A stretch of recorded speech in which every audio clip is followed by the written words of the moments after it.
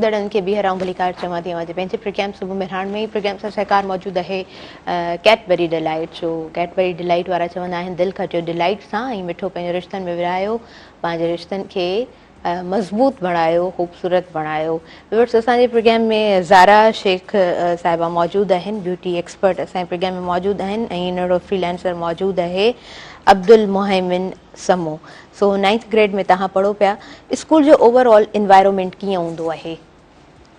अच्छा, ॿियनि जे स्कूल दुनिया भर में इलाही स्कूल आहिनि, त अलॻि अलॻि स्कूलनि जो अलॻि अलॻि इन्वायरमेंट हूंदो आहे।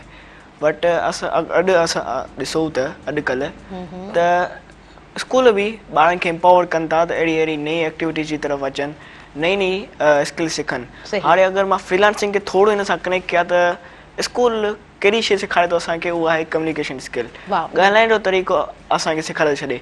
उहो स्कूल अगरि उन स्किल खे कमु करे थो, उन स्किल खे सेखारे थो असांखे, त उन स्किल जे ज़रिए असां फ्रीलांसिंग में इलाही कमु करे सघूं था, क्लाइंट सां ॻाल्हायूं था, उन्हनि सां कन्वर्सेशन कयूं था ऐं जेके क्लाइंट्स ईंदा आहिनि उहे दुनिया जे कहिड़े बि कॉर्नर मां अची सघनि था। सही, बिल्कुलु बिल्कुलु। त उन हिसे खे ॾिठो वञे त स्कूल्स इन शइ में इलाही एम्पावर कनि था ऐं इहा जेका एनवायरमेंट आहे स्कूल जी, उहा कम्युनिकेशन स्किल्स में बेस्ट कमु आणे थी। वाओ, ज़बरदस्त। ऐं मुंहिंजे ख़्याल सां जेके बि हिन वक़्तु स्कूल्स आहिनि उन्हनि में इन स्किल खे फोकस्ड रखियो वञे पियो, कम्युनिकेशन स्किल्स खे बहितर बणायो वञे पियो। बहितर ॻाल्हि आहे, ॿार जॾहिं कॉन्फिडेंट हूंदो, सुठो ॻाल्हाईंदो त हर फील्ड में ॿारु सुठे तरीक़े सां अॻियां वधी सघे थो। ऐं ज़ारा जी जेका फील्ड आहे उहा बि ॻाल्हाइण ॿोलाइण सां ॾाढी वेझड़ी आहे। सो जेकॾहिं ज़ारा जा वर्कर्स बि सुठो ॻाल्हाईंदा पंहिंजे क्लाइंट्स सां, त उहे क्लाइंट्स बि घणा सारा ज़ारा सां कनेक्टेड हूंदा। जी ताहिरा, कम्युनिकेशन जेका हूंदी आहे उहा नेसेसरी है, ठीक है।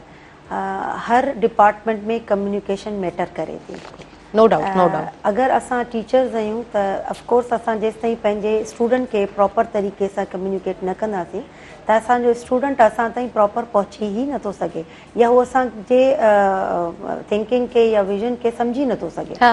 सेम उहा ई शइ जॾहिं आउं पंहिंजे डिपार्टमेंट में अचां थी या पंहिंजे प्रोफेशनली कम में अचां थी, फील्ड में अचां थी, त उते जेसि ताईं आउं पंहिंजे कस्टमर खे या पंहिंजे व्यूअर्स खे या पंहिंजनि लेडीज़ खे आउं प्रॉपर तरीक़े सां पंहिंजियुनि शयुनि खे प्रॉपर तरीक़े सां सम्झाइण में इंट्रोड्यूस न कराईंदसि त ऑफकोर्स असांजो कमु अधूरो आहे। बिल्कुलु। त फर्स्ट कम्युनिकेशन बि उते थींदी जिते तव्हांखे पाण उन शइ जे बारे में तव्हां पाण स्किल्ड हुजो न उन शइ ते, पोइ असां प्रॉपर तरीक़े सां कंहिं मैटर ते ॻाल्हाए सघूं था। असां पंहिंजी फील्ड खे जेसि ताईं सम्झंदासीं पोइ असां पंहिंजी फील्ड खे प्रॉपर ॿिए ताईं मुंतकिल करे सघूं था। सो कम्युनिकेशन त ज़रूरी आहे। ऐं कम्युनिकेशन ऐं हिकिड़ो नंढड़े खां क्वेश्चन कंदसि त बेटा तव्हां जेको आहे उहो तव्हांजा पेरेंट्स तव्हांजे छा उन्हनि जी इन्वॉल्वमेंट आहे तव्हांजे हिन कम में, छा उन्हनि जो तव्हां सां स्टार्टिंग वारे डेज़ में जॾहिं तव्हां कंप्यूटर खयो ऐं तव्हां कमु कयो पिए त छा उन्हनि जी पुशिंग रही या उन्हनि तव्हांखे प्रॉपर तरीक़े सां मोटिवेट कयो, हा बेटा तव्हांखे हीअ करणु घुरिजे, छा या हू सम्झा या कान सम्झा, तव्हां कहिड़े तरीक़े सां उन्हनि खे माइल कयो पंहिंजे कमु ॾांहुं? जी, अगरि कंप्यूटर सिखण वारो ॾिठो वञे त नंढे हूंदे खां कंप्यूटर मां पंहिंजे फादर खां ई सिखियो आहे। हू डिज़ाइनिंग में आहिनि, नंढे हूंदे खां मां उन्हनि खां डिज़ाइनिंग सिखियो आहे। पर डिज़ाइनिंग में फोटोशॉप ते हू कमु कंदा ईंदा आहिनि, त उहो नंढे हूंदे खां उन्हनि एम्पावर कयो आहे, मोटिवेट कयो आहे त अहिड़ी अहिड़ी शयुनि में हुअणु घुरिजे। त उन डिज़ाइनिंग जी वधीक ख़बर हुई मूंखे, त इन करे मां अलॻि अलॻि स्किल्स ते वञी करे पंहिंजो रस्तो ॻोल्हे वरितो त कहिड़ी शइ मुंहिंजे लाइ सही आहे, कहिड़ो मुंहिंजो पैशन आहे। त इन में सभिनीनि पेरेंट्स पंहिंजे कोशिशि कंदा आहिनि त हू सही रस्ते ते वञे। ज़बरदस्त। त हुन लाइ ज़रूरी आहे त हू एक्सपोजर घुरिजे। अगरि पेरेंट्स खे बि एक्सपोजर हूंदो, कॉन्फिडेंस हिन ॿार खे पेरेंट्स मां मुंतकिल थियो आहे। पेरेंट्स जी सपोर्ट, पेरेंट्स जो पुशअप करणु अॼु नंढड़ो असांजे प्रोग्राम में वेठो आहे। त पेरेंट्स जो ॿार ते रुझान तमामु घणो ज़रूरी आहे। ऐं जेको हेक्टिक स्केड्यूल आहे उन मां टाइम कढणु ॾाढो ज़रूरी आहे ज़ारा जे टाइम में, माउ पीअनि जे लाइ, वालदेन जे लाइ, ॿारनि लाइ। बिल्कुलु ताहिरा, ऐं एक्टिव ॿार जेको हूंदो आहे न उहो पंहिंजी एक्टिविटीज़ सां पंहिंजे माइटनि खे बिल्कुलु उहे शयूं ज़ाहिर कराईंदो आहे ऐं पोइ पेरेंट्स उन शइ अट्रैक्ट कराए थो। हा, ज़रूरु कराए थो। ऐं पेरेंट्स खे बि सम्झणु घुरिजे त अगरि असांजो ॿारु एक्टिव आहे हिन शइ में त हू मुंहिंजे ख़्याल में उन्हनि खे उहे शयूं प्रोवाइड करे ॾीनि काफ़ी अहिड़ा ॿार हूंदा आहिनि, ठीकु आहे, जीअं नंढड़े ॻाल्हि कई त असांजे घर में कंप्यूटर हो ऐं असां कर, कुझु ॿार अहिड़ा बि हूंदा आहिनि, असां अहिड़ा ॿार बि ॾिठा आहिनि जेके तमामु घणा एक्टिव आहिनि, पर उन्हनि वटि इहे फैसिलिटीज़ न आहिनि। त जीअं तव्हां आउं वरी क्वेश्चन कंदसि हिकिड़ो, त उहे ॿार जिन वटि इहे फैसिलिटीज़ न आहिनि त हू कीअं अवेल कनि? ऐं मूंखे अर्निंग जो रेशो ॿुधायो त छा तव्हां उन मां अगरि अर्न कयो पिया त छा तव्हां पंहिंजा एक्सपेंडिचर्स जेके यूज़ कयो पिया उहो पूरो करे सघो पिया? ॾिसो बेटा, तव्हां जे फील्ड में आहियो त उनखे वधीक तव्हां सम्झंदा हूंदा, त उन्हनि ॿारनि खे जेके ॿार अगरि तव्हांजी फील्ड में अचणु चाहिनि था त छा उहे कहिड़े तरीक़े सां, जिन वटि फैसिलिटीज़ न आहिनि, उहे कीअं अवेल कनि? ऐं अगरि उन्हनि खे फैसिलिटीज़ सिर्फ़ सिंपल हिकिड़ो लैपटॉप घर में मौजूदु आहे, ॿार वटि वधीक का बि फैसिलिटी कोन्हे, इंटरनेट जी एक्सेस आहे, त पोइ उहो ॿारु कीअं कमु करे सघे थो, तव्हां कीअं ॿुधाईंदव? अच्छा, त अगरि असां ॾिसूं त साइड में कैफ़ेज़ वग़ैरह इलाही हूंदा आहिनि, त कोशिशि कनि वधीक टाइम न ॾियनि, त कलाकु ॾींहं जो वञी करे हुते वञी सिखनि, थोरो एक्सप्लोर कनि, वधीक कोशिशि कनि त पंहिंजे स्कूल में वधीक उन्हनि जा जेके उस्ताद आहिनि, उन्हनि जा जेके टीचर्स आहिनि, त उन्हनि खे गाइड करे सघनि था। उन्हनि खां पुछनि त यूट्यूब ते मां वञा थो, कंप्यूटर ते वञा थो, कैफ़ेज़ में वञा थो, त मां छा सर्च कयां? इहो सर्च करण जी बि हिकिड़ी अलॻि पंहिंजी स्किल आहे। उहे सर्च कंदा त पंहिंजी प्रॉब्लम सॉल्व करे सघनि था, कुझु बि सिखी सघनि था, यूट्यूब तां वञी, गूगल तां वञी। ऐं अगरि तव्हां जेको चयो त एक्सपेंसिस पंहिंजा करे सघनि था न, त मां चवणु चाहींदुमि त एक्सपेंसिस खां वधीक कमाए सघनि था। छो हिन फ्रीलांसिंग में जेका अर्निंग थींदी आहे उहो डॉलर्स में थींदी आहे, ऐं डॉलर्स में जेको अफेक्ट थींदो आहे उहो इन्फ्लेशन जो अफेक्ट सफ़ा न थींदो आहे, त उहो एक्सपेंसिस खां वधीक करे कमाए सघनि था। ऐं सिखिणो आहे त मां चवंदुमि पंहिंजे टीचर्स खां वञी करे पुछो त उते सर्च कीअं कयां, ऐं कोशिशि कयो त पंहिंजे आसपास में कैफ़े ॻोल्हियो, उते तव्हांखे इंटरनेट जी सलाहियत मौजूदु आहे ऐं तव्हांखे कंप्यूटर त आराम सां मिली वेंदो। अब्दुल मोमिन, तव्हां हिकिड़ी ॻाल्हि ॾाढी ख़ूबसूरत कई आहे त तव्हां उन माण्हू सां लिंक में अचो जेको एक्सपर्ट आहे, माना उस्ताद जो हुजणु तमामु घणो ज़रूरी आहे। ॾाढी सुठी तव्हां ॻाल्हि कई आहे। ऐं उहे ॿार जेके हिन वक़्तु ॾिसी रहिया आहिनि ऐं जिन खे तमामु घणो रुझान आहे हिन फील्ड जे तरफ़, पर तव्हां वटि को ख़ासि ज़रियो कोन आहे, त तव्हांखे ॾाढो सुठो हल ॿुधायो आहे अब्दुल मोमिन समूह। ज़रा असां अगेन वैक्स ते ईंदासीं ऐं कोल्ड वैक्स, हॉट वैक्स, इन जो ॿिन्हिनि जो डिफरेंस त तव्हां ॾाढो सुठे तरीक़े सां ॿुधायो आहे। अच्छा, हिकिड़ो हूंदो आहे सिंपली घटि ग्रोथ हूंदी आहे कंहिंजी हेयर्स जी, ऐं कंहिंजी तमामु घणी ग्रोथ आहे, त पोइ कहिड़ी वैक्स अप्लाई करण सां घटि थी सघे थी उहा ग्रोथ? असां वटि जीअं मूं ॻाल्हि कई त हॉट वैक्स जेका हूंदी आहे उहो गरम इफेक्ट ॾींदी आहे तव्हांजी स्किन खे, त हॉट वैक्स बेटर हूंदी आहे तव्हांजो वार खे प्रॉपर्ली रिमूव करे।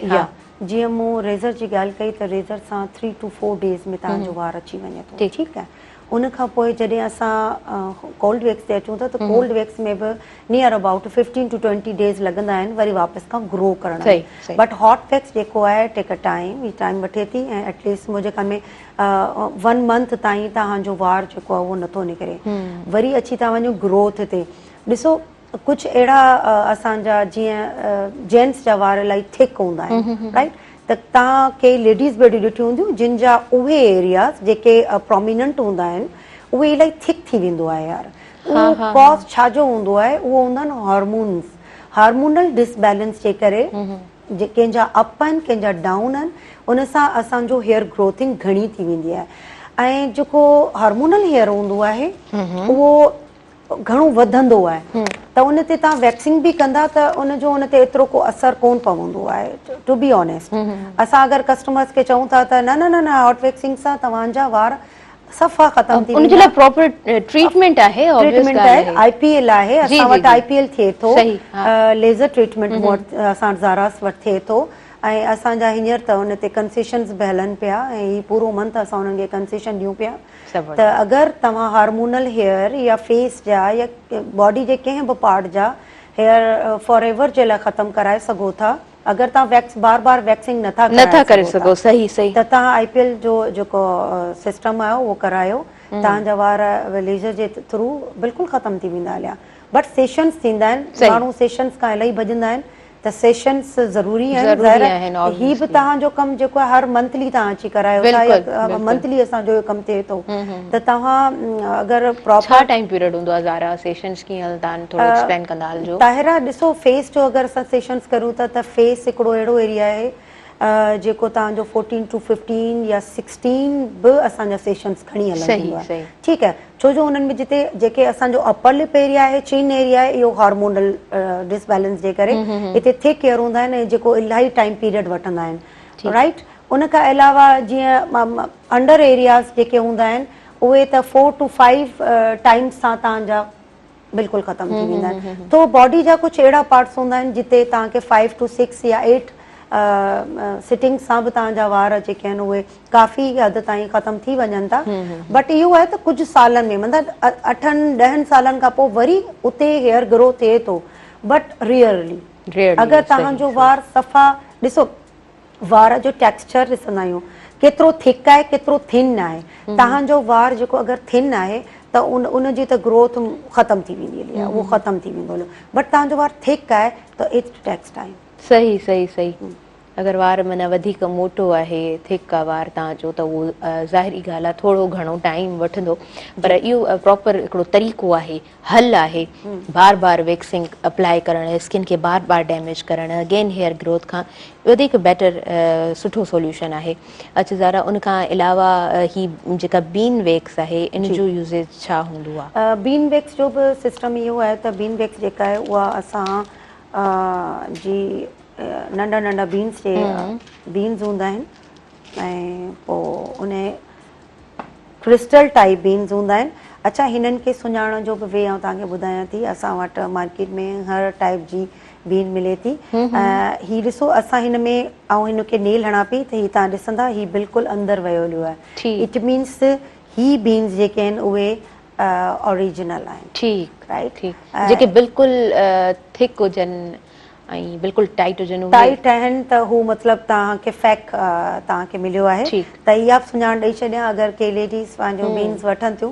ख़ैर असां वटि ज़ारास वटि त ज़ारास जूं बीन्स मौजूदु हूंदियूं आहिनि, बट ही ओरिजिनलिटी जी निशानी हूंदी आहे त ही थोरियूं मतिलबु हीअं मॉइस्ट हूंदियूं आहिनि, नरम हूंदियूं आहिनि, आराम सां ही जेके आहिनि प्रॉपर तरीक़े सां हू बिल्कुलु मेल्ट थी वेंदी आहे ऐं बिल्कुलु क्रीमी फॉर्म में अची वेंदी आहे ऐं लिक्विड ई पेस्ट हिकिड़ो लॻंदो आहे, स्लाइड पेस्ट लॻंदो आहे ऐं तमामु सुठे नमूने सां तव्हांजो वार निकिरी वेंदो आहे।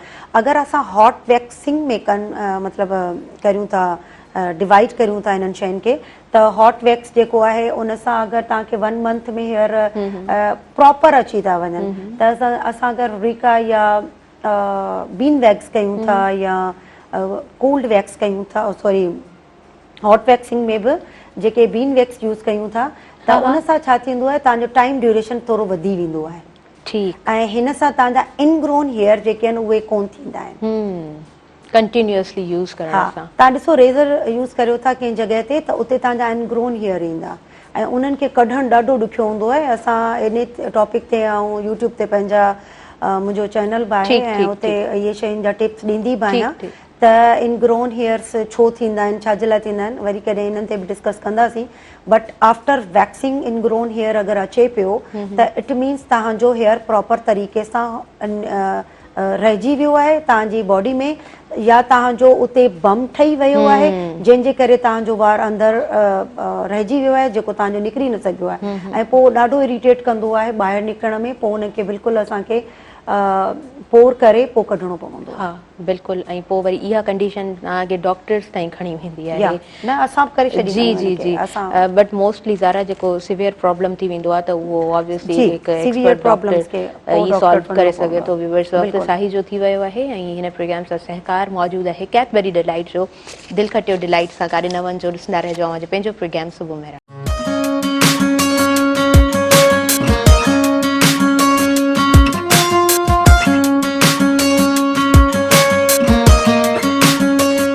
सभिनी ॾिसंदड़नि खे ॿीहर भलीकार चवां थी अॼु पंहिंजे प्रोग्राम सुबुह मेहराण में, ऐं प्रोग्राम सां व्यूअर्स सहकार मौजूदु आहे कैडबरी डिलाइट जो। सुठा इंग्रेडिएंट्स ऐं ईज़िली अफोर्डेबल आहे, कंहिं बि शॉप ते मिली वेंदो आहे। तव्हां पंहिंजे रिश्तनि में मिठो विरहायो, इहा ॻाल्हि पाण ॿुधंदा आहियूं, ॻाल्हि ॾाढी प्यारी आहे त पंहिंजे रिश्तनि में मिठो विरहायो, पंहिंजे रिश्तनि खे ख़ूबसूरत बणायो, मज़बूत बणायो। ऐं प्रोग्राम में कैडबरी डिलाइट मौजूदु आहे। असां अॻियां वधंदासीं, स्पॉन्सरशिप सां गॾोगॾु अॻियां वधूं था। ज़ारा शेख साहिबा प्रोग्राम में मौजूदु आहिनि, ब्यूटी एक्सपर्ट आहिनि, ऐं अब्दुल मोहमिन समो असांजे प्रोग्राम में मौजूदु आहे, नंढो फ्रीलांसर आहे। अब्दुल मोहमिन समो खां पुछंदसि त ॿार जेके घणो वक़्तु लैपटॉप सां गॾु गुज़ारनि था, पेरेंट्स सां बि वक़्तु गुज़ारणु खपे? जी बिल्कुलु, फ्रीलांसर अगरि तव्हां ॾिसो त घणा ॿार रातो राति जाॻंदा आहिनि, छो हुतां सुबुह हूंदी आहे ऐं हिते वरी राति हूंदी आहे, बिल्कुलु त इन शइ में उहो पंहिंजी हेल्थ जो ख़्यालु बिल्कुलु न कंदा आहिनि ऐं पंहिंजे टाइम खे मिनट्स त सफ़ा बि न कंदा आहिनि। त इन में इहो कजे त सभु खां पहिरियों त पंहिंजी हेल्थ जो ख़्यालु कजे ऐं उनखां पोइ पेरेंट्स सां बि वक़्तु गुज़ारिजे, फ्रेंड्स सां वक़्तु गुज़ारिजे, नेचुरल एनवायरनमेंट में ॿाहिरि वञणु घुरिजे, जीअं तव्हां पाण ॿाहिरि फिज़िकली बि कनेक्शन ठाहियो ऐं फ्रेंड्स ठाहे सघो ऐं नेटवर्क बिल्डअप करे सघो। सही। अच्छा, उनखां अलावा बिज़ी रहणु केतिरो ज़रूरी आहे, छा था सम्झो भला? अगरि मां पंहिंजो ओपिनियन शेयर कयां त क्रिएटिविटी जेका ईंदी आहे उहो बोर्डो में ईंदी आहे। जॾहिं असां बोर रहंदा आहियूं, कुझु करण लाइ न हूंदो आहे, त तॾहिं असांजो क्रिएटिव जेको माइंड हूंदो आहे उहो स्टार्ट थींदो आहे। असां वटि इलाही घणा आइडियाज़ ईंदा आहिनि, बट बिज़ीनेस लाइफ जो हिकु हिसो आहे त हर माण्हू अलॻि अलॻि कमु करे पंहिंजी लाइफ सां बिज़ी आहे। कुझु स्टूडेंट्स आहिनि, कुझु पंहिंजे प्रोफेशनल कमु कंदा आहिनि, त अहिड़े हिसाब सां आहे। बट अगरि क्रिएटिव रहणो आहे त कुझु टाइम 30 मिंट बोर कयो पाण खे, न मोबाइल यूज़ कयो, न कंप्यूटर यूज़ कयो, कुझु बि न कयो, बसि सिर्फ़ु ईअं ई वेही रहो। तव्हांजो ओपिनियन त ॾाढो सुठो आहे, सुठी ॻाल्हि कई अथई। थोरो पाण खे वक़्तु ॾींदासीं तॾहिं त क्रिएटिविटी ईंदी, सॼो ॾींहुं बिज़ी रहंदासीं त क्रिएटिविटी ख़तमु थी वेंदी न। अच्छा, अॼुकल्ह न ज़ारा ॿारनि खे जेको स्कूल में हिकिड़ो ॿारनि जे मथां बोझ वरी घर में अचनि त ट्यूशन ऐं पोइ वरी डिफरेंट एक्टिविटीज़, त ॿार खे ई टाइम कोन आहे। असां उन्हनि खे स्टक करे छॾियो आहे, ॿारनि स्टक करे छॾियो आहे, बिल्कुलु सही। उन्हनि खे सोचण जो टाइम कोन, जीअं नंढड़ो चए पियो त असां जेको आहे अधु कलाकु वेही रहूं, त उहे वीचारा फारिग ई अधु कलाकु कोन था वेहनि। उहे चवंदा आहिनि मम्मा टीवी त ॾिसणु ॾियो, सुम्हण त ॾियो थोरी देरि, असां अञा हाणे आया आहियूं, असां हाणे मानी खाधी, हाणे असां ट्यूशन ते वेंदासीं। सो फ्री रहणु ज़रूरी बि आहे ऐं ॿारनि जे लाइ त ख़ासि करे बि ज़रूरी आहे, पर ॿार पंहिंजो पाण खे फ्री रखनि किथे था, कहिड़े टाइम ते था फ्री रखनि? ऐं पोइ वरी अॻियां हली पोइ वरी मेडिटेशन जी तरफ़, इन तरफ़ चयो वेंदो आहे त तव्हां मेडिटेशन बि कयो, पंहिंजे पाण खे बि वक़्तु ॾियो। सो स्टार्टिंग खां थोरे जेको तरीक़ेकार आहे न, उनखे आसान बणायो वञे त वधीक बहितर आहे। अच्छा ज़ारा, हाणे असांजे अॻियां छा आहे ऐं वधीक छा डिस्कस करणु चाहियो पिया तव्हां? ताहिरा, थोरो वरी असांजो मेकअप, जॾहिं असां मेकअप ते ईंदा आहियूं त असां वटि लेडीज़ में इहो हिकिड़ो शइ ईंदी आहे त असां अञा वधीक ख़ूबसूरत ॿी माई खां, मतिलबु ॿी लेडी खां ऐं वधीक ख़ूबसूरत नज़र अचां। ऐं हर मुंहिंजे ख़्याल में औरत जी इहा प्रायोरिटी बि हुजणु घुरिजे त असां सुहिणा नज़र अचूं, असां प्यारा नज़र अचूं। बट नेचुरली तौर ते प्यारा आहियूं त उहो वधीक सुठो आहे, पर जॾहिं असां आर्टिफिशियल ॾांहुं ईंदा आहियूं त असां हमेशह, मुंहिंजो त वरी थोरो आउं अगेंस्ट ई वेंदी आहियां त आर्टिफिशियल ते घटि वञो ऐं कोशिशि कयो त जेतिरो नेचुरल आहे उहो वधीक सुठो आहे। सही। त उन सां गॾो गॾु अॼु आउं थोरो डिस्कस कंदसि लेंसिस वग़ैरह ते न, त असां डिफरेंट टाइप जा लेंसिस हूंदा आहिनि, पोइ असां वियर कंदा आहियूं, त थोरो कॉन्सेप्ट्स हूंदा आहिनि माण्हुनि जा। उहे इहे हूंदा आहिनि त असां जॾहिं पार्टीज़ में वञूं था त, या असां वटि, असां फॉर एग्ज़ाम्पल असां वटि को क्लाइंट अचे थो त हू पहिरीं असांखां क्वेश्चनिंग कंदो आहे त छा पई ऐं लेंसिस वेयर कयां, पर मूं ज़िंदगी में कोन कया आहिनि। त बेटा, लेंसिस वेयर करणु तमामु आसान आहे, बट इनखे कैरी कीअं कजे? लेंसिस त तव्हां आराम सां, असां तव्हांखे पाराए छॾिया, घर वञी डिस्टर्ब, मोस्टली कुझु जेके ब्राइड्स हूंदियूं आहिनि, असां कोशिशि कंदा आहियूं त ब्राइड्स खे लेंसिस ॾियूं, छो जो हुननि जो आउटलुक चेंज थी वेंदो आहे, तव्हां अञा वधीक इनहेंस तव्हांजो मेकअप थींदो आहे, तव्हां अञा ख़ूबसूरत नज़र ईंदा आहियो, छो लेंसिस सां तव्हांजो जेको इफेक्ट हूंदो आहे, तव्हांजो आउटर इफेक्ट ॾाढो सुहिणो पवंदो आहे। त असां ज़रूरु प्रिफर कंदा आहियूं त असां उन्हनि खे चऊं त बाबा तव्हां लेंसिस पारायो। बट कुझु माण्हुनि खे कैरी करणु न ईंदा आहिनि, लेंसिस पाइणु न हूंदा आहिनि। ॾिसो, लेंसिस जे लाइ असां वटि स्टिक्स बि ईंदियूं आहिनि, पर अगरि तव्हां वटि घर में लेंसिस पाइण जे लाइ का फिंगर तव्हां यूज़ करियो था, त पहिरीं त पंहिंजी फिंगर खे प्रॉपर तरीक़े सां वॉश करियो, सैनिटाइज़ करे, एंड देन तव्हां लेंसिस खे खणो, राइट। ऐं लेंसिस जे लाइ बि तव्हांखे उन्हनि जा शयूं वाटर मिलियो वियो हूंदो आहे, इन सां तव्हां पंहिंजे लेंसिस खे क्लियर करे जॾहिं तव्हां पंहिंजे आइज़ में विहारियो था त उनजो बि वे हूंदो आहे। तव्हां अगरि फिंगर ते नथा खणो त ज़ारा, इंटरप्ट करियां पई, लाइव कॉलर आहिनि ऐं चाहियां पई शामिल कंदा हलूं प्रोग्राम में। हेलो, अस्सलाम वालेकुम। वालेकुम अस्सलाम। अवांखे भली कार चवां थी प्रोग्राम में, तव्हांजो नालो छा आहे, किथां खां ॻाल्हायो पियूं? फौजिया मदनी, मां कासमाबाद खां थी ॻाल्हायां, मदर टाउन। ओके जी, अवां छा चवणु चाहियो पियूं? जी, मां अॼु खां जेका ब्यूटिशियन जे हवाले सां ॿुधाए थी, उन्हनि खां इहो पुछणु चाहियां पई त मूंखे फ्रेकल थिए 30 मिनट खां मुंहिंजी उहा ख़तमु कोन पई थिए वञे, उनजे बारे में थोरो पुछा करणो हो। ओके जी, ओके। उनखां अलावा ॿियो कुझु चवणु चाहियो था? जी जी, बस इहो पुछिणो हुयो बसि मूंखे तमामु घणो इहो मसइलो आहे तो अॼु खां पुछा करणो हुयो। Okay okay, thank U. तव्हां प्रोग्राम में शामिलु थियो, सुठो लॻो प्रोग्राम में तव्हां शामिलु थियो। मूंखे आवाज़ु क्लियर कोन आयो आहे, मां अव्हांजो सुवालु सम्झी कोन सघी आहियां। सो अगरि तव्हां कॉल ते मौजूदु आहियो त आउं चाहियां थी त तव्हां सुवाल खे ॿीहर रिपीट करियो।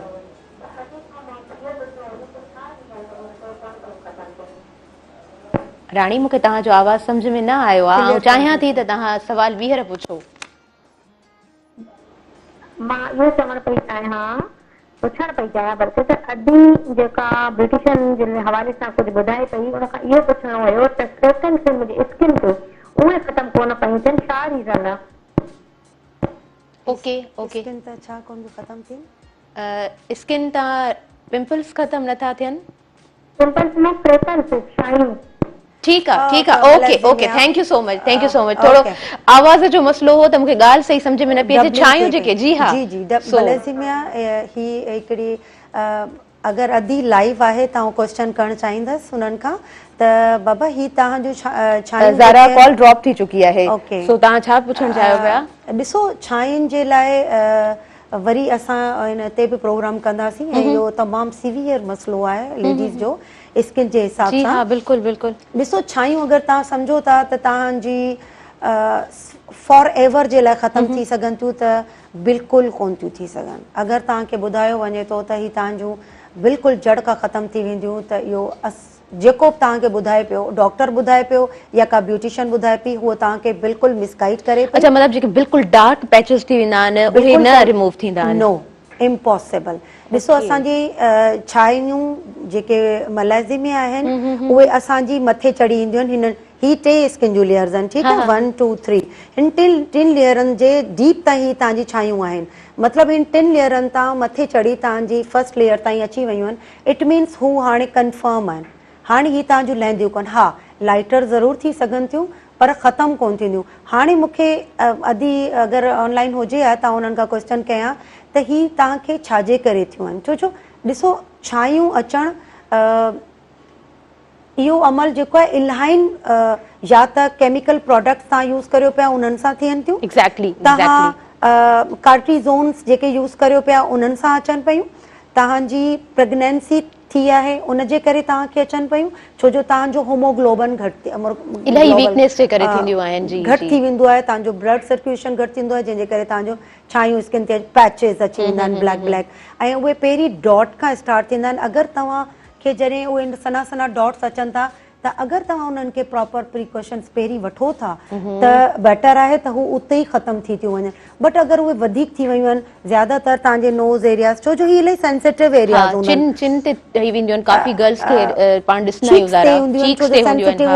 अपर लिप्स जे एरियाज़ ते ईंदियूं आहिनि, फोरहेड जे एरियाज़ ते अची वेंदियूं आहिनि। त इन्हनि जा इलाही सारा कॉज़िस आहिनि। तव्हां अगरि ॿाहिरि निकिरो पिया त प्लीज़ सन प्रोटेक्टर यूज़ करियो, इन सां बि तव्हांजूं छायूं थियनि थियूं। छो जो कुझु लेडीज़ जेके आहिनि ॿाहिरि ज़्यादातर उस में कमु आहे, जीअं कल्ह मूं वटि हिकिड़ी क्लाइंट आई, हुनखे एतिरियूं छायूं हुयूं जो हुनजो पूरो चहिरो ब्लैक थी वियो हो हुन सां।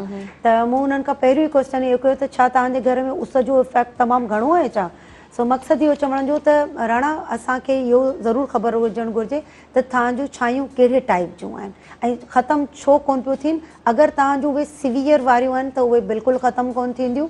पर अगरि तव्हां इन्हनि जो अगरि तव्हां सोचो पिया त तव्हां पीलिंग करायो पिया, तव्हां उनजो केमिकल पीलिंग ॾांहुं बची विया आहियो, तॾहिं बि कोन ख़तमु थींदा हुआ, छो जो इहो इलाही टफ प्रोसेस हूंदो आहे। तंहिंजे बावजूदि बि मतिलबु तव्हांजो लेयर ख़तमु कई वेंदी आहे मथी, तंहिंजे बावजूदि बि ख़तमु कोन थींदियूं आहिनि। इट मीन्स तव्हां उनजो डाइट सुठो रखो, तव्हांजूं लाइटर ते अची वेंदियूं, बट तव्हांजो ख़तमु कोन थींदियूं।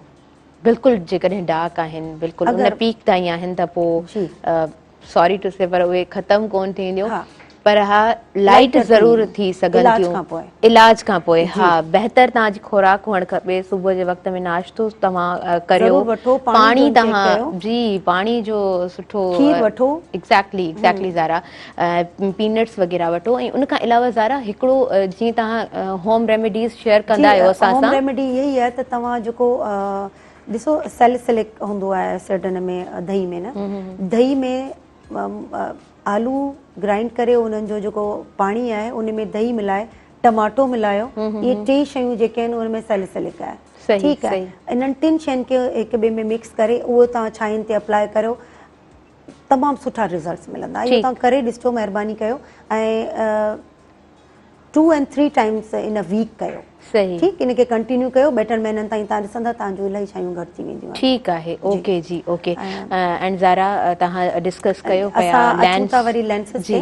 त लेंसिस जे लाइ अगरि तव्हां वटि स्टिक जेका उनखे होल्ड करण वारी न आहे घर में त ही तव्हां वटि कॉटन बड्स मौजूदु हूंदा आहिनि असां वटि घरनि में ज़्यादातर हूंदा आहिनि ऐं असांजा मेल्स त ज़्यादातर यूज़ बि कंदा आहिनि इन्हनि खे हूअं असां नंढड़नि ॿारनि खे मना कंदा आहियूं त बाबा कॉटन बड्स जेके आहिनि तव्हां न यूज़ कंदा कयो इन्हनि ते बि आउं कुझु शयूं खणी ईंदसि छो जो कॉटन बड्स खां अलावा तव्हां वटि काफ़ी अहिड़ियूं शयूं हूंदियूं आहिनि जिन सां तव्हांजा एयर जेके आहिनि उहे प्रॉपर तरीक़े सां क्लीन थी सघनि था बट असां लेंसिस ते डिस्कस कयूं पिया त जिन ॿारनि खे लेंसिस खणण में या अप्लाई करण में डिफिकल्टी थिए पई जिन उन्हनि नंढड़ियूं गर्ल्स असांजूं जेके अॻे ई ख़ूबसूरत आहिनि पर अञा फर्दर वधीक ख़ूबसूरत थियणु चाहिनि थियूं त उन्हनि जे लाइ मूं वटि जेको आहे हीअ जेका ट्रिक आहे उहा आउं तव्हांखे ॾियां थी त तव्हां लेंस खे जेको आहे हिन जे मथां आराम सां खणी सघो था अच्छा हाणे तव्हांजे लाइ हिकिड़ो मसइलो इहो हूंदो आहे त भई मूंखे लेंस अगरि आउं आइज़ में पुट कयां पई त हू टिके न पियो न बार बार किरी थो पए बार बार किरी थो पए तव्हां नोट कयो हूंदो त उहो बार बार किरी पवंदो आहे अगरि तव्हां प्रॉपर तरीक़े सां ख़ूबसूरत अखियूं आहिनि तव्हांखे ज़रूरत कोन्हे हा मां ॾाढो इन लेंस खां इलाही मां डिॼंदी आहियां सेंसिटिव बिकॉज़ आइज़ इलाही सेंसिटिव हूंदियूं आहिनि तव्हांजूं सेंसिटिव आहिनि तव्हांजी हूअं बि आइज़ सेंसिटिव आहे तव्हां कोन वेयर करे सघंदा ऐं पर उन्हनि लेडीज़ जे लाइ जेके लेंसिस वेयर कनि थियूं त उन्हनि खे थोरो आउं सिर्फ़ु नंढियूं शयूं ॿुधाईंदसि त तव्हां लेंसिस खे जॾहिं तव्हां लेंसिस खे पंहिंजे बॉक्सिस में रखो था प्रॉपर तरीक़े सां जॾहिं उतां तव्हां खणो था पंहिंजी फिंगर ते त your finger should be dry ठीकु अगरि वेट ते खणंदा त हू ईंदो कोन ऐं अगरि अचे बि थो त हू पोइ बार बार स्लिप थींदो ऐं स्लिपरी शइ जेका आहे उहा तव्हांजी न आइज़ में वेंदी ऐं हू बार बार तव्हांजे हथनि में लॻी वेंदो हलो ठीकु पहिरीं शइ त जॾहिं तव्हां हुनखे फिंगर ते न खणो तव्हां कॉटन बड ते खणी वरितो त कोशिशि कयो त उनजो जेको इनर कॉर्नर आहे या इनर तव्हांजो साइड आहे उते हिननि जो वॉटर अची वेंदो आहे पाणीअ सूधो काफ़ी माण्हुनि खे ख़बर कोन हूंदी आहे बसि खईं ऐं पाणीअ सूधो तव्हां उन्हनि खे जॾहिं पुट कयो था पंहिंजी आइज़ में त तव्हां ॾिसो हुन में ऑलरेडी पाणी भरियल आहे वॉटर आहे न त तव्हां उनखे कीअं था अंदरि आइज़ में विझो हू त तव्हांजो स्टिक ई कोन थींदो तव्हांजे लेंस जे मथां प्रॉपर तरीक़े सां कवर मतिलबु कवर ई न कंदो तव्हांजे लेंस खे न त उनखे पहिरीं कोशिशि कयो त जेको एक्सेस में पाणी आहे उहो ख़तमु करे छॾियो साणो ड्राई थी वियो देन ड्राई खे तव्हां होल्ड कयो पंहिंजे आइज़ खे ऐं तव्हां पंहिंजे हिन फिंगर सां राइट होल्ड करे तव्हांजो जेको ही लेंस आहे एप्पल जेको आहे एप्पल खे तव्हां बिल्कुलु नोज़ जी साइड करे छॾियो जॾहिं तव्हांजो एप्पल नोज़ जे साइड वेंदो त तव्हांजो ही साइड जेको आहे प्रॉपर तरीक़े सां वाइट वारे एरिया ते पंहिंजो लेंस छॾे ॾियो जॾहिं तव्हां पंहिंजो लेंस एप्पल जेको आहे उहो उन साइड ॾांहुं खणी वेंदा तव्हांजो लेंस पाण ई उन शइ ते अची वेंदो तमामु ईज़ी ट्रिक मतिलबु तव्हांखे तकलीफ़ कोन थींदी अच्छा कुझु माण्हुनि जा जेके लेंसिस आहिनि उहे वेयर जंहिंमहिल तव्हां पुट कयो था आइज़ में त हू बिल्कुलु मथे चढ़ी वेंदा आहिनि इहो ॾाढो ॾुखियो कमु हूंदो आहे please be careful of it त तव्हां खे पहिरीं शइ त वेयर करण जी नॉलेज हुजे अगरि न हुजे त काइंडली तव्हां को बि जेको तव्हांजे वेझो में को सलोन आहे या छा आहे त तव्हां ओॾां वञो ऐं उन्हनि खां पंहिंजा लेंसिस पाराए वठो या तव्हां कंहिं अहिड़े माण्हूअ सां खां लेंसिस पारायो जेके इहो शइ लेंसिस पाईंदियूं आहिनि ठीकु आहे या तव्हांजो के उहे फ्रेंड्स लेंसिस चूज़ करणु हाणे अगरि तव्हां ब्लू ड्रेस पाती आहे उन ते हर हिकिड़ो ब्लू कलर अखनि में पाए पाईंदियूं मतिलबु लेडीज़ पाईंदियूं हम्म, त ॾाढो awkward लॻंदो हुयो। प्लीज़ इलाही हॉरेबल मतिलबु अजीब लुक ईंदो आहे, तमामु हार्श लुक ईंदो आहे उन लेडी जो जेके इलाही हैवी ऐं अजीब क़िस्म जा लेंसिस वेयर कंदियूं आहिनि त काइंडली लेंसिस अच्छा कुझु उहे मां एग्ज़ैक्टली डार्क लेंसिस ॾिठा आहिनि, ॾाढा हिकिड़ो त ऑकवर्ड लॻंदा आहिनि, ॿियो त असां वटि असांजे माण्हुनि खे उहे अखियूं कोन आहिनि कुदरत जे तरफ़ खां। तव्हां जेकॾहिं ॾिसो था कंहिं जैपनी गर्ल जूं आइज़ ऐं तव्हां चाहियो था उहे अखियूं तव्हांजो हुजनि त उहे तव्हां ते ख़ूबसूरत कोन लॻंदियूं, तव्हांजे लुक खे अञा वधीक हॉरेबल जीअं तव्हां चयो उअं बणाए छॾंदियूं। ॾिसो ही जेके डार्क कलर जा जीअं रेड जी ब्लू ग्रीन पर्पल इहे लेंसिस जेके असां वटि मार्केट्स में अवेलेबल आहिनि न उहे तव्हांजे पाइण जे लाइ न आहिनि। सही। जॾहिं असां हॉरेबल मेकअप्स कंदा आहियूं या असां ओड़ो लुक क्रोकोडाइल वारा जेके हूंदा आहिनि जी असांजे ॾिसो लुक्स ते डिपेंड करे थो त असांखे लेंसिस जीअं फॉर एग्ज़ाम्पल असां वाइट कलर जा लेंसिस बिल्कुलु वाइट बिल्कुलु वाइट शेड जेको ही वाइट शेड जी असां ज़ारा पाण वाइट शेड ते ॻाल्हायूं था जी लाइव कॉलर आहिनि। हेलो अस्सलाम वालेकुम। जी वालेकुम सलाम। अजी मां फैज़ मोहम्मद अबरो पियो ॻाल्हायां उस्ताद मोहम्मद बलुस्तान मां। अदा तव्हांखे भलीकार चऊं था ऐं अव्हां छा पुछणु चाहियो पिया, कहिड़ी ॻाल्हि ॻंढणु चाहियो पिया? अभी ईअं अखियुनि हेठां हल्का आहिनि, ईअं तक़रीबन 13 साल मुंहिंजी न्याणी जी एज आहे, इन जे बारे में थोरो असांखे ब्रीफ कयो। ठीकु आहे, तव्हांजी महिरबानी। उन खां अलावा कुझु पुछणु चाहियो पिया?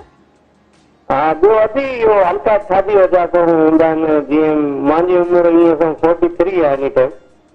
ठीकु आहे ठीकु आहे, तव्हांजी महिरबानी। प्रोग्राम में तव्हां शामिलु थियो ऐं असां ज़ारा खां पुछूं था इन जो हल छा आहे। जी ज़ारा अदा छा डिस्कस कयो त 13 सालनि जी नंढड़ी ऐं डार्क सर्किल्स आहिनि। जी अच्छा पहिरीं शइ इहो तव्हां भाउ मुंहिंजा नंढड़ी जेका तव्हांजी छा निंड प्रॉपर कोन पई करे ऐं अगरि छो जो असां ॾिठो आहे बेबियूं जेके आहिनि तक़रीबन ओवरनाइट जागनि थियूं मोबाइलनि ते या टीवी घटि ॾिसनि थियूं पर मोबाइलनि ते ड्रामा ॾिसण या ॾिसो था रुझान आहे ॿारनि जो त अगरि उहो मोबाइल घणो यूज़ करे पई त पहिरीं शइ त उन्हनि जो इहो स्किप कयो, छो जो तव्हांजा आइज़ जा सर्कल्स तॾहिं वधनि था जॾहिं तव्हांजी निंड कंप्लीट न आहे, तव्हांजी प्रॉपर डाइट न आहे त निंड कंप्लीट करायोसि, पाणी घणे खां घणो पीआरियोसि।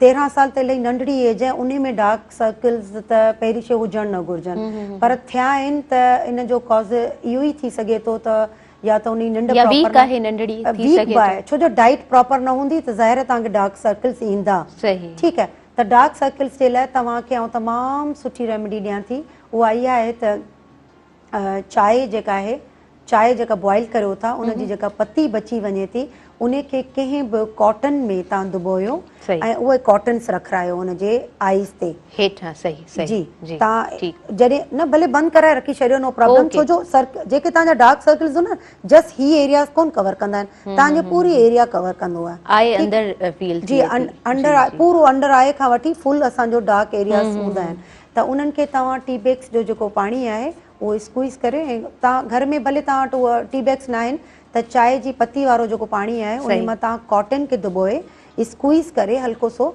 एंड देन उनखे लेटाए कम से कम 10 मिनट्स ताईं इहो रखायोसि। ॿियो आलू जेको आहे उहो गितरा करे कटे फ्रिज में रखी छॾियो, आलू खे फ्रिज में रखो, पोइ उन्हनि जा गितरा ठाहियो, गोल गोल उन्हनि जा गितरा ठाहे उहो बि एटलीस्ट तव्हां 10 खां 15 मिंटनि ताईं उनजी अखियुनि ते रखाईंदा कयोसि। इहो हफ़्ते में 2-3 भेरा रखायोसि, इनशाला इहो तव्हांजो जेको प्रॉब्लम आहे बिल्कुलु हल थी वेंदो हलियो, बट हुनखे निंड ज़रूरु करायो उन ॾींहुं ऐं ॾिसोसि को पेट जो को इशू त न आहे जंहिंजे करे बि इहा शइ थी आहे। जी हा बिल्कुलु तव्हां सही चयो पिया, जेके नड़ी वीक आहे ऐं को हुनखे मसइलो आहे का पेट जी बीमारी थी सघे थी। हा अलाह न करे, मिसाल जे तौर ते हिकिड़ो असां मिसाल ॾियूं था, जेकॾहिं नड़ी खे को प्रॉब्लम आहे त पोइ हुनजो प्रॉपर इलाजु करायो, जेकॾहिं नड़ी सिहतमंद आहे ऐं उनखे डार्क सर्कल्स आहिनि त पोइ ही सॉल्यूशन्स ज़ारा ॿुधाया आहिनि घर में आसानी सां तव्हां करे सघो था।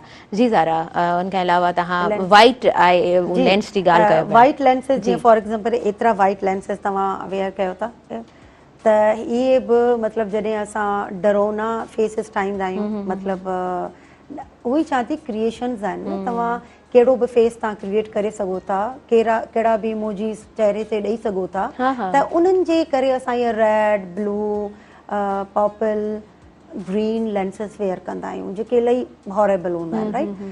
जॾहिं बि तव्हां लेंसिस वेयर कयो था त तव्हांजो जेको सेंस आहे उहो बिल्कुलु क्लियर हुजणु घुरिजे, माइंड क्लियर हुजणु घुरिजे, त तव्हांखे लाइट लेंसिस जीअं ऐश आहिनि, ग्रे आहिनि, ख़ूबसूरत ग्रीन कलर बि जीअं लाइट में आहे, ब्राउन कलर्स में आहिनि। अच्छा, लेंसिस में बि कैटेगरीज़ हूंदियूं आहिनि न, जीअं हींअर मार्केट्स में तव्हांखे 2-250 खां वठी 5-6, 8 हज़ारनि ताईं, 10-12 हज़ारनि ताईं तव्हांखे लेंसिस मिली था वञनि। पंहिंजे आइस सां प्लीज़ तव्हां खेॾियो न, छो जो आइस ॾाढियूं सेंसिटिव हूंदियूं आहिनि। अगरि तव्हां सम्झो था अच्छा असां वटि लेडीज़ ईंदियूं आहिनि, उन्हनि जूं अखियूं सिर्फ़ु रेड थी वेंदियूं आहिनि, लेंसिस उन्हनि जा प्रॉपर उन्हनि खे सूट न पिया कनि, देन बि लाहींदा कोन्हनि। त प्लीज़ तव्हांजी स्किन आइस अगरि इरिटेट करे थी त उनखे कढी जल्दी सां रिमूव कयो, सही उनखे रिमूव करे छॾो ऐं उन्हनि खे ड्रॉप्स तव्हां ॾियो। अच्छा, आइस अगरि तव्हांजी इरिटेट करे थी त काफ़ी माण्हुनि खे मूं ॾिठो आहे त उहो गुलाब जो पाणी विझनि था। प्लीज़ गुलाब जो पाणी अखियुनि जे लाइ न हूंदो अथव, उहो स्किन जे लाइ हूंदो आहे। तव्हां आइस में गुलाब जो पाणी न विझंदा कयो, आई ड्रॉप वठो, आई ड्रॉप्स मिलंदा, कंफर्ट ड्रॉप्स हूंदा आहिनि हिननि सां गॾु, हिननि जा कंफर्ट ड्रॉप हूंदा आहिनि, मूं खयां बि हुआ पर ऐं शायदि त कंफर्ट ड्रॉप्स जेके हूंदा आहिनि उहे ज़रूरु तव्हां ड्रॉप्स विझो, तव्हांजूं बिल्कुलु अखियूं साफ़ सुथरियूं थी वेंदियूं जेको तव्हां अगरि लेंस पायो था। त लेंस जो केयर करणो पवंदो आहे, थोरो सो केयर कंदा त तव्हांखे बिल्कुलु इरिटेट कोन कंदा। लेंस जो बि टॉपिक मूंखे लॻे पियो त इलाही वॾो आहे, ऐं लेंस अगरि स्ट्रिक थी वञे थो ऐं उनखे तव्हां छिके कढो था, छो त इहे मूं पंहिंजी फ्रेंड्स में इहे ॾिठियूं आहिनि, इहे हरकतूं, हिनखे हरकतूं ई पाण चवंदासीं, त पोइ उनजे करे काफ़ी प्रॉब्लम्स थींदा आहिनि। सो असां वधीक इन टॉपिक खे नथा खणी हलूं, छो त टाइम असांजो बिल्कुलु बि प्रोग्राम में कोन बचियो आहे। ज़ारा, तव्हां खां मां मैसेज वठंदमि इन दी एंड। मैसेज इहो ई आहे त जीअं असां पंहिंजे ॿारनि खे पढ़ाई सां गॾोगॾु उहे ई एक्स्ट्रा एक्टिविटीज़ ॾांहुं मोटिवेट कयूं, ऐं पेरेंट्स खे ज़्यादातर ऐं माउनि खे ख़ासि करे, छो जो माऊं जेके आहिनि उहे ज़्यादा गुसीलियूं हूंदियूं आहिनि, ॿारनि सां पैम्पर बि करे छॾींदियूं आहिनि पंहिंजे ॿारनि खे एतिरो प्यार ॾेई जो हू उन्हनि खे सही तरीक़े सां ॿार खे ग़लति ऐं सही शइ जी नॉलेज न ॾेई सघंदियूं आहिनि। त ख़ासि करे लाड ऐं प्यार जे करे, लाड प्यार सां गॾोगॾु पंहिंजनि ॿारनि खे उन्हनि शयुनि ॾांहुं, उन्हनि एक्टिविटीज़ ॾांहुं आणियो जीअं असां वटि नंढड़ो वेठो आहे, अहिड़े तरीक़े सां असांजा ॿार बि अॻियां निकिरनि ऐं डिफरेंट फील्ड। असां वटि अॼु ॾाढो सुठो मिसाल मौजूदु आहे, अब्दुल मोहम्मद समो, ऐं अब्दुल मोहम्मद समो जो बि मां मैसेज वठणु चाहींदमि। जी, अची करे प्रोग्राम में कीअं लॻो तव्हांखे ऐं छा मैसेज ॾींदा? जी बिल्कुलु, असां जेके फ्रीलांसिंग में कमु कंदा आहियूं उहो हार्ड स्किल्स ते कंदा आहियूं, पर मां सभिनीनि ॿारनि खे सजेस्ट कंदमि तो सॉफ्ट स्किल्स ते कमु कंदा। सॉफ्ट स्किल्स फ्लेक्सिबल स्किल हुजनि, जीअं पाण खे एक्सपोजर ॾिबो आहे, अलॻि अलॻि माहौल में पाण खे सेट करिणो पवंदो आहे, इहे अहिड़ी स्किल सिखनि। राइटिंग स्किल सिखनि जंहिंमें पंहिंजो मैसेज कन्वे करे सघनि क्रिएटिव तरीक़े सां, ऐं कम्युनिकेशन ते ध्यानु ॾियनि। कम्युनिकेशन ते बसि एतिरो ई अगरि मां चवणु चाहींदमि, अगरि तव्हांजी कम्युनिकेशन सही आहे त तव्हांजी ॻाल्हि अॻिले जे दिलि में लही वेंदी आहे, अॻिले जे दिलि मां लही वेंदी आहे। त अहिड़ी ॻाल्हि चवंदमि त सॉफ्ट स्किल्स ते बि घणो था ध्यानु ॾियो। ज़बरदस्त, ॾाढो सुठो तव्हांजो मैसेज, थैंक यू। तव्हां प्रोग्राम में आया, ॾाढो सुठो लॻो, ऐं कोशिशि कंदासीं त अॻियां बि जॾहिं पर्टिकुलर इन हवाले सां को टॉपिक असां रखंदासीं त तव्हांखे ज़रूरु जेके असां वटि एक्सपर्ट हूंदा उन सां गॾु असां तव्हांखे बि इनवाइट कंदासीं, ॾाढो असांखे सुठो लॻंदो। ऐं Zara, thank you so much, तव्हां प्रोग्राम में आया, अॼु कुझु नयूं शयूं असां डिस्कस कयूं, ईंदड़ प्रोग्राम में कुझु अञा ॿियो डिस्कस कंदासीं। व्यूअर्स, हींअर प्रोग्राम जो टाइम बिल्कुलु बि कोन बचियो आहे, असां खां इजाज़त वठंदमि। ईंदड़ प्रोग्राम में हाज़िर थींदासीं, नवां महिमान, खोड़ सारियूं पाण ॻाल्हियूं कंदासीं। मूंखे ऐं मुंहिंजी समूरी टीम खे ॾींदव इजाज़त, पंहिंजी दुआउनि में रखंदो यादि। अला वाहिद।